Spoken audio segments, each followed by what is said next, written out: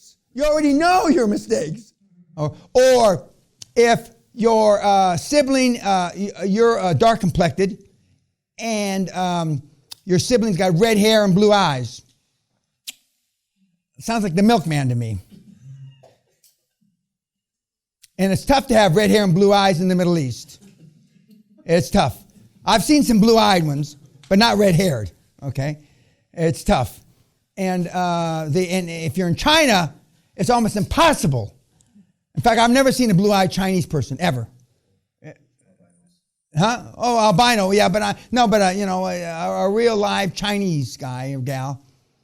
But, so now you're warming up the banks, and all you want the banks to say is but the first question, are you currently in the lending mode for whatever area you're in? Because sometimes, and by the way, they may turn your deal down, not because they don't like you or your deal or your dream team, but you're part of a risk-adjusted portfolio. Let's say they lent out $2 billion to healthcare, $500 million to assisted living, and they just wrote off $275 million in assisted living. A deal cratered, defaulted. Well, then I don't care how good your fucking deal is. They're probably not going to want to do it because they have to risk adjust. You're just one little thing in their portfolio. But you'll write back in your report, yeah, I can almost see the tears on your fucking report. Because you've never been held accountable. You steer away from rejection. A turtle. When we went to Galapagos Islands, and we saw the big turtles, like this, big fucking things, turtles, A turtle cannot move forward unless it puts its legs out of the shell and its head out. When is it most vulnerable? When it stucks its fucking legs out and its head out. Does everybody understand that? So you're trying to move as a turtle without sticking your limbs out. And you can't. And your great-grandfather that had made $1 million 100 years ago stuck his head out once too much, got it lopped off, and nobody's made an investment since. Nobody's made an investment since. We have horror stories. I've heard some, the information you give me is confidential. I've been offered lots of money. The documentaries and the movie and the shit that I've got on the boil right now, I said I can't give confidential information away unless we go to you and you're going to be part of the documentary and you agree. I would never do that. And some of this information I have is 20, 25 years old. And the guy's dead. But I'd go back to the family. But I've got horror stories that, unbelievable horror stories about fucking shit up. Family secret. Normally the family secret, he was a transvestite, cross-dresser, blah, blah, blah, but, hatchet and murder. No. The secrets they really want to hide is all the money they lost on ignorant things. And there's no fool like an old fool, as my mother told me when I was young. And she was talking about old guys hooking up with young girls. That's what she was talking about. And there's still today, there's no fool like an old fool, okay? When you're at the airport or you're, where I like is when you're at the private airport with the private planes and you see some guy older than me with a 20-year-old. And it's not his daughter and it's not his niece. There's no fool like an old fool. There's, But getting back to, so you've asked them the lending parameters, 3 to 5. You can buy any industry almost, except for cybersecurity and a couple IT things, 3 to 6 times cash flow. 3 to 6. And when you go to the seller, the motivated seller, and, have you ever thought about selling your business? Yeah, for the right number. You go through the bullshit. And then you want to get it right out on the table. Well, what kind of number are we talking about? And he says, well, I'd like 8 times cash flow, or whatever the number equates to 8 times. Well, the market today is 3 to 7 times cash flow. well, maybe under the right circumstances, the right terms, I could live with 7 times. He locks in on the 7, you lock in on the 3. But you get him, correct. It's not even negotiating. Due diligence is when you examine the assets you're going to purchase. I'd love to go into your bridge company. I'd have a fucking field day. I mean, I think that all my Christmases came at once. Due diligence is a euphemism for knocking the price down. Due diligence is a euphemism for knocking the price down. I've only one time in 50 years seen the price go up after due diligence. One time in 50 years. Because they lie, cheat, steal. Not on purpose, but most people live out of their companies. They pay all the personal expenses out of the company. Well, you're not paying for that when you buy the piece of shit. So they're asking $25 million. By the time you get done with due diligence, it may be $20 million, $17 million, $22 million. Their mistress, they're this, they're that, all this other bullshit, their vacations. That doesn't come out of the business. Those are add backs. Add backs mean the price goes down. And only one time in almost 50 years have I seen the price go up after due diligence. And it just happened in the last 6 months. Just happened in the last 6 months. And I've seen the price cut in half. Minimum price goes down 5, 10, 15%. And then they say, well, I'm not willing to sell. Okay, fine. Adios, motherfucker. Don't let the door hit you in the ass on the way out. Now, how do you say that in Arabic? Don't let the door hit you in the ass on the way out. No, we say it in a nice way, like, may God be with you, but you'd be dead before you reach this. Oh, okay. Can't you say, don't let the door hit you in the ass? Yes, you can. How? لا تخلي الباب يطقطيزك وانت طالع. Yeah, okay. Well, don't let the door hit you in the ass on the way out. And they will be stunned. And 95% of all business brokers are whores. Maybe 99, but we're going to give them the benefit of the doubt and say only 95. Because the business broker gets paid supposedly by the seller. So he may have signed a document for the seller to sell my business for $3 million. And he's asking you for $5 million. And he doesn't allow you to see the seller. And he's getting between 5 and 10% of every dollar that he sells it for. So if he can sell it for $1 or $2 million more, and any business broker brochure that you see with financials is bullshit. You might as well wipe your ass with it. Now, if Goldman Sachs is selling the business, that's something different. But there's intergalactic truth, there's international truth, then there's our truth. And Goldman Sachs and all the big investment banks operate on not intergalactic truth, but international truth. But there's another truth below or beyond the Goldman Sachs or big investment bank truth. But you're not going to be dealing with investment banks in the beginning. You're going to be dealing with regular banks, commercial banks, and seller's finance. Seller's finance. So now you've warmed up the banks. You know there's 4 banks that will sell or they will fund loan 3 to 6 times cash flow. So you're running back to the motivated sellers, and now you engage in more discourse, intellectual discourse, about the purchase price. And now some of the people that you're going to buy your first deal will literally be keeping their receipts in a cigar box. Literally. I do not recommend that's your first acquisition, because this takes too much time, too much due diligence to find out that maybe the company's not worth buying. And when you ask for 3 years tax returns, 3 years financials, and if the tax returns and the financials aren't within 10% of each other, next. And it's hard to say next because now you've got time invested. And you've got the clock running for me, and I'm going to drop the hammer on you.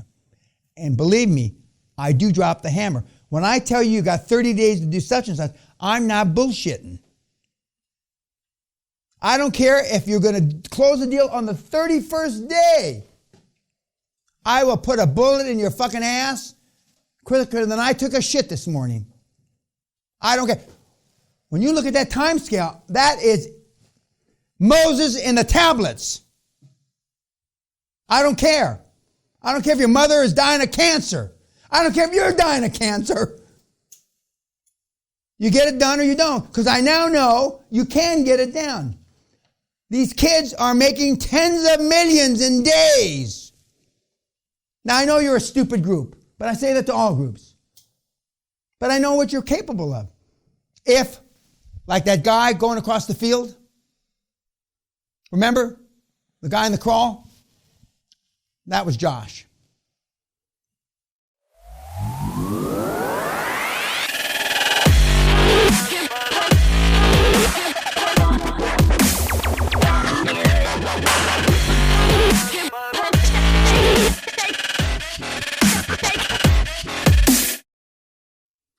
But his family kept him accountable all his miserable life. He didn't know anything but excellence. And unfortunately, most of us weren't held accountable. So now you've got your dream team. You've got your extended dream team, which are your accountants and your lawyers. You've warmed up banks. You know the lending parameter. We're going to go over this over and over again. We've got your lending parameters, and now you got your meathead motivated sellers that you're going to try to get them to do 100% owner finance. And remember, the portion of the sellers is called equity when you talk to the banks. And then it's a numbers game. Remember, the funnels. You just keep cranking through them. And you will find people. A third of you in the next 4 weeks are going to come down with pneumonia, stress, in the hospital. It's a guarantee. Within the first 3 months, one of you will almost die. Somebody's going to have a heart attack in here. Young guy. Because you've never been put under stress like you're going to be put if you're successful in this program.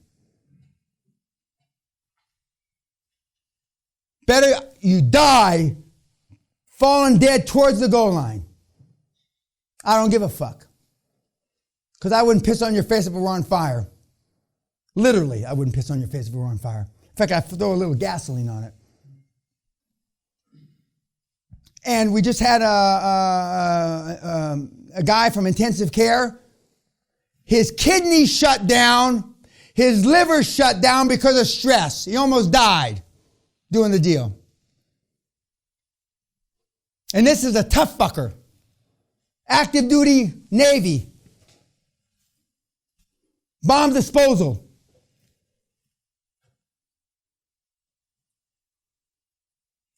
Fat chops back there. Fuck. You'll probably die. Some people rather be dead than poor. Well, we're going to find out quick enough.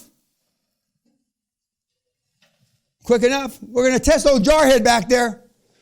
I love beating Marines. I love beating anybody, really. But there's a few others that I love beating a little more. I love beating priests. My favorite of beating priests.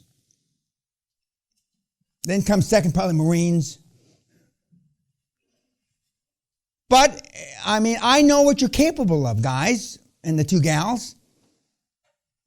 I know what you're capable of. And when you hear the French bitch, I hope you're listening.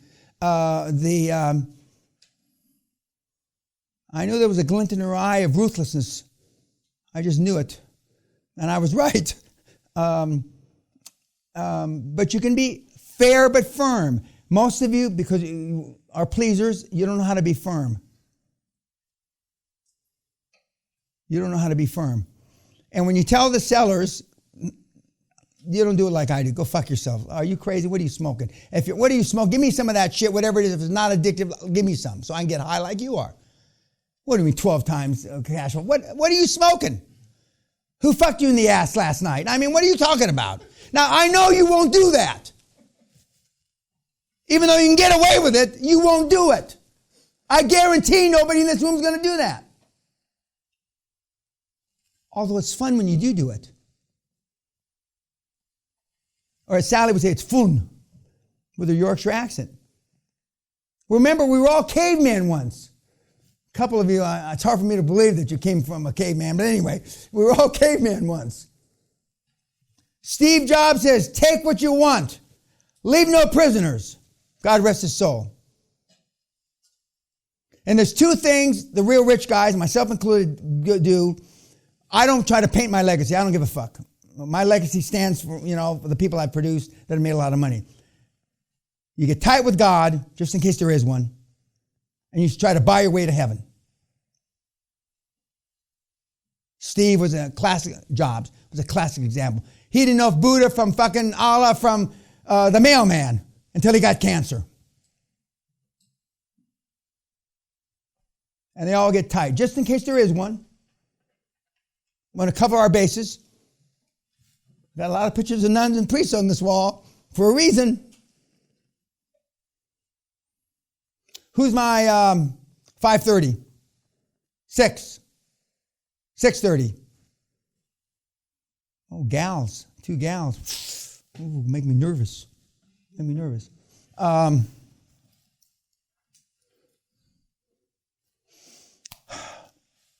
Remember, from Dream Team, okay, and tomorrow we're going to take up the parameters, 3 to 5 times cash flow, motivated seller, and the biggest mistake, and you're going to hear the rest of the week from the guys that you're going to hear on the webinar, is that they spent too much time trying to convince. It's not for you to convince the seller. It's the seller to convince you.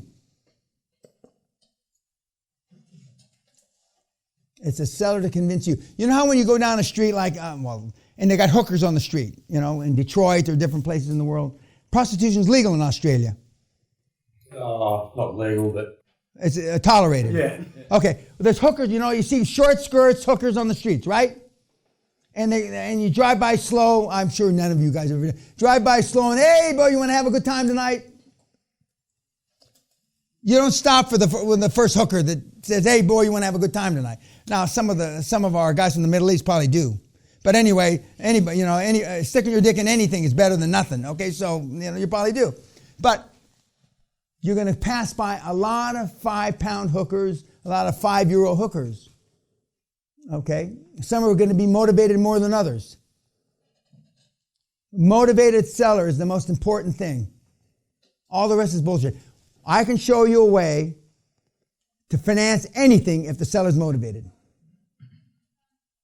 If the seller's not motivated, you're pissing in the wind. You're pissing in the wind. Okay, tonight we have dinner in the castle. Any questions? I read through I fell asleep reading your homework. I'm honest about it. I don't know why. Sally says, well, why do you take it up to your bedroom and lie on the bed and read?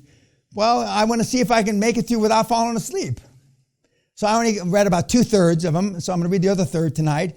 But I have these papers on me, I can just, and I read it and I say, what was the sentence that put me to sleep? And so I pick up this, and then, some of you handwritten, that's fine. I struggle through it. But most of you, even the guys that English is a primary language, can't write. So I can, and I give the guys that English is your second or third language benefit of the doubt. But you wouldn't know a dangling participle if it bit you in the balls, guys. You would not know a split infinitive if you bit you in the tits, girls. When I was in school, they taught sentence structuring, which they don't teach anymore. But you basically, even the brightest ones in the room, the best educated, write like you're illiterate. And the illiterate ones in the room write like Neanderthals. On that happy note, thank you, YouTube. Good night.